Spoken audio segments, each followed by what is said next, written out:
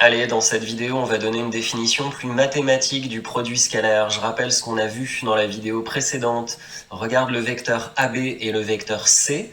Ils sont dans le même sens, en quelque sorte. On aimerait bien donc trouver un outil qu'on va appeler le produit scalaire pour dire que C scalaire AB doit être quelque chose de positif. De même, si jamais on a le vent qui souffle dans l'autre sens, et bien à ce moment-là, le vecteur bleu, il est dans le sens contraire, en quelque sorte, du déplacement AB. On aimerait bien trouver un outil qui fait que C scalaire AB est négatif.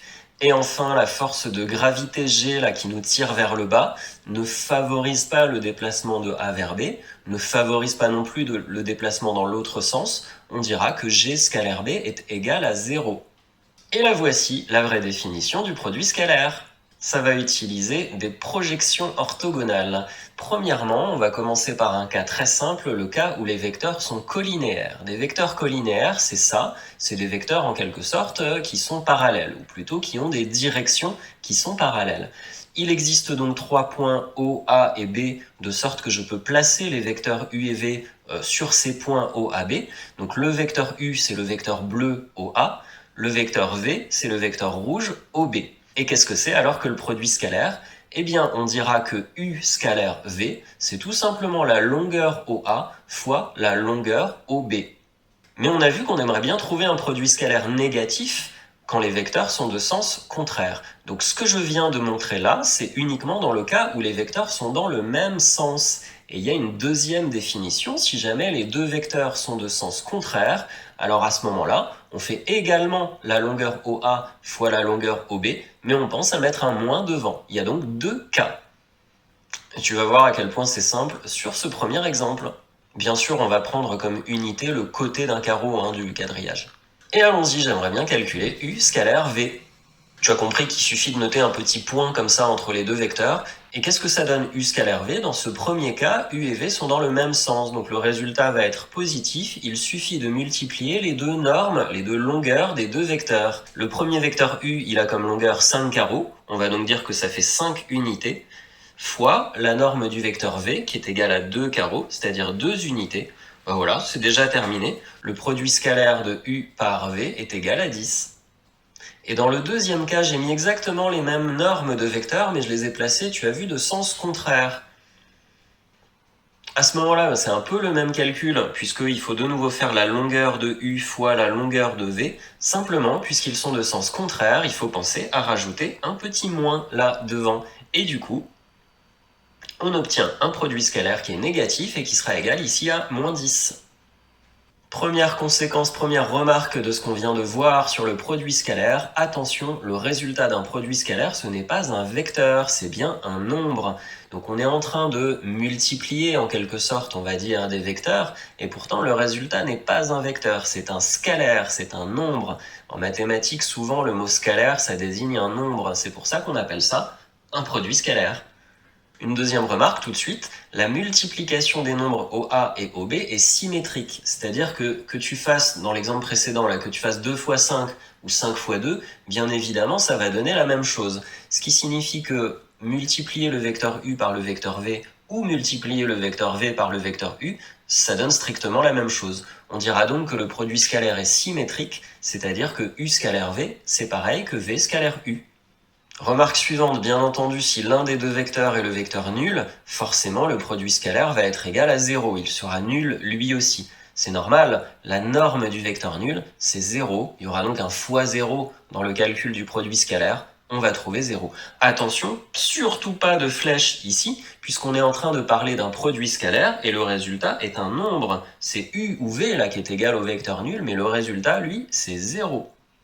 Et dernière remarque, très importante, si on essaye de calculer le produit U scalaire U, du coup on va forcément avoir deux vecteurs qui sont dans le même sens, puisque c'est le même vecteur, ce sera donc positif, et il faudra faire la longueur de U fois la longueur de U, c'est-à-dire OA fois OA, c'est-à-dire OA au carré.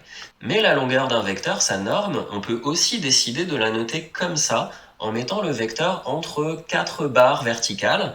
C'est la notation pour dire norme de U, la longueur du vecteur U. Et puis comme OA était au carré, la norme est donc au carré aussi.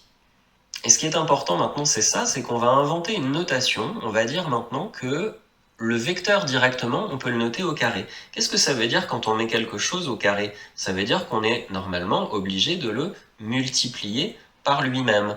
C'est bien ce qu'on vient de faire ici en faisant le produit scalaire de u par u. Bon, sauf qu'on note ça avec un petit point et pas un symbole de multiplication. Et donc, quand tu verras un vecteur au carré, ça veut tout simplement dire qu'il faut mettre sa norme au carré. Et donc, quand tu verras un vecteur au carré, ça veut tout simplement dire qu'il faut mettre sa longueur au carré. Alors, voici enfin le cas général de deux vecteurs quelconques, qui ne sont donc pas collinéaires. Pour ça, on va avoir besoin de projection orthogonale. Qu'est-ce que c'est le projeté orthogonal? Là, par exemple, sur cette figure, tu vois que le point H, c'est le projeté orthogonal de M sur la droite D. Qu'est-ce qu'on a fait? On a tracé la perpendiculaire à la droite D qui passe par M. À l'intersection, on a obtenu le point H. Voici la vraie définition mathématique. On appelle projeté orthogonal de M sur la droite D le point H obtenu comme l'intersection de la droite D et de la perpendiculaire à D passant par le point M. C'est un peu long, mais je pense que c'est pas trop compliqué à comprendre sur le dessin, puisqu'en fait, il suffit de rabattre M perpendiculairement sur la droite D. Au passage, tu as déjà vu aussi les années précédentes que le point H, c'est le point de la droite qui est en fait le plus proche du point M.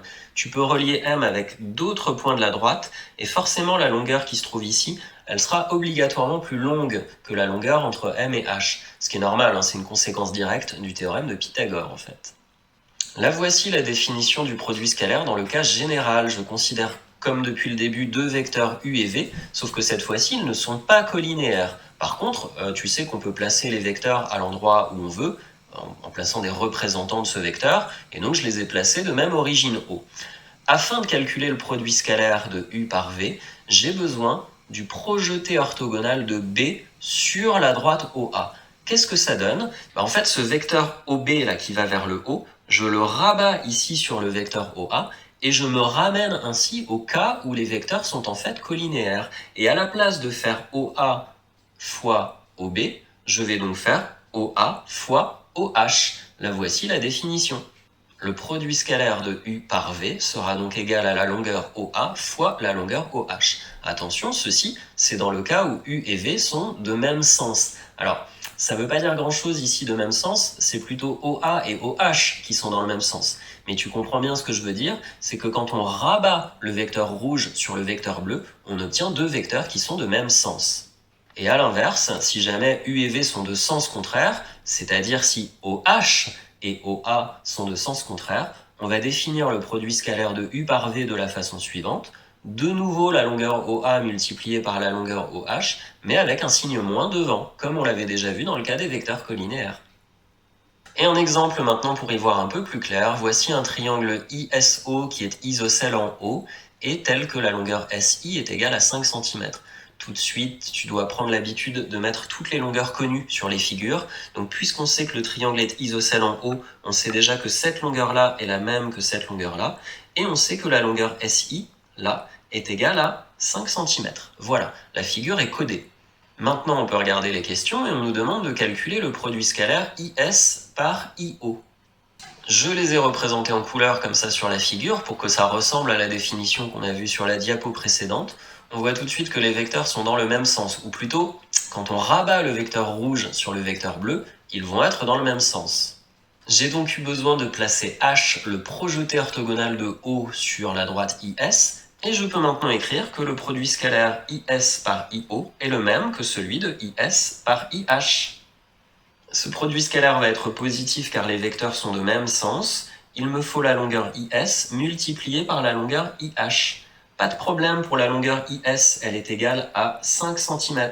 Par contre, la longueur IH, je ne la connais pas. Mais comme nous sommes dans un triangle isocèle, quand tu fais la hauteur comme ça, issue de haut, on sait que c'est la même chose que la médiatrice, la médiane, etc. Ça va donc forcément croiser au niveau du milieu du côté IS, ce qui signifie que H est forcément au milieu du côté IS. On a donc 2,5 cm.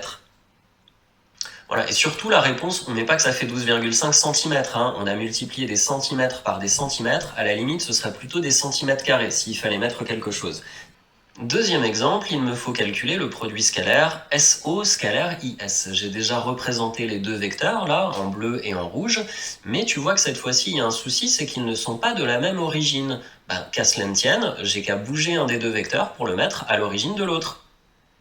Voilà, ce vecteur rouge obtenu, c'est bien un représentant du même vecteur qu'on avait au départ, hein. C'est le même vecteur, placé à un autre endroit. Sauf que maintenant ils sont de même origine, je peux projeter le vecteur bleu sur le vecteur rouge. Au fait, depuis tout à l'heure, on projette le rouge sur le bleu, mais on avait vu que U scalaire V ou V scalaire U, c'est la même chose. Donc projeter le bleu sur le rouge ou le rouge sur le bleu, tu fais ce que tu veux, comme ça t'arrange. Et voici ce qu'on obtient. J'ai à nouveau besoin du projeté orthogonal H, projeté de haut sur la droite IS. On peut compléter avec les longueurs et la définition qu'on connaît. On pense bien mettre un moins cette fois-ci parce que le vecteur rouge et le vecteur bleu qu'on a projeté là sont bien de sens contraire. La réponse est moins 12,5. Et maintenant une propriété qu'on va admettre, mais qui se comprend bien avec ce qui a été vu précédemment. Si tu prends deux vecteurs U et V qui sont placés un peu n'importe comment, donc pas du tout collinéaires et pas du tout de la même origine, eh bien il va suffire de projeter l'un des deux vecteurs sur la direction de l'autre pour obtenir un même produit scalaire. Je m'explique. Si tu veux faire U scalaire V, eh bien ça revient au même que de faire U scalaire C'D', c'est-à-dire le projeté du vecteur V sur la direction du vecteur U. Pourquoi je dis que ça se comprend bien avec ce qui a été vu avant? Parce que jusque-là, les deux vecteurs, on les plaçait de même origine avant de faire une projection. Voilà, tout simplement, on va directement faire la projection, quitte à les placer ensuite de même origine. Ça revient au même. Et donc sur ce dessin, AB scalaire CD, c'est pareil que AB scalaire C'D'. Bon, nous avons vu que quand les deux vecteurs sont plus ou moins dans le même sens, ça nous donne un produit scalaire positif. Quand ils sont de sens plus ou moins contraire, ça nous donne un produit scalaire négatif. Mais que se passe-t-il s'ils sont ni dans le même sens, ni dans le sens contraire, c'est-à-dire si les deux vecteurs sont en quelque sorte perpendiculaires? On va appeler ça des vecteurs orthogonaux, et tu sais déjà ce qui se passe, le produit scalaire va être nul. Donc encore une fois, je choisis un vecteur U de représentant AB et un vecteur V de représentant CD.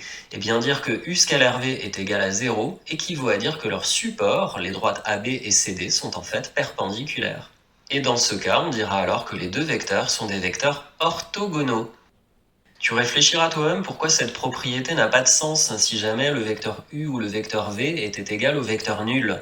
Dans le cas où un des deux vecteurs est nul, par convention, on dira qu'il est orthogonal à tous les vecteurs. Vecteur nul scalaire ce que tu veux sera toujours égal à 0. Attention, on récapitule, il ne faudra pas confondre le vocabulaire pour les droites et pour les vecteurs. Tu sais déjà que quand les droites sont parallèles, on parle plutôt de vecteurs E qui sont collinéaires. Et quand on aura des droites qui sont perpendiculaires, on parlera alors plutôt de vecteurs E qui sont orthogonaux. Je reprends le même exemple que précédemment avec ce triangle IOS isocèle en haut. Les deux vecteurs que j'ai représentés là, HS et HO, sont positionnés sur des directions perpendiculaires. Ces deux vecteurs sont donc orthogonaux et on va dire que leur produit scalaire est nul. Voilà, dire qu'un produit scalaire est nul, ça revient vraiment à dire que les deux vecteurs sont orthogonaux, c'est-à-dire que leurs deux directions sont perpendiculaires.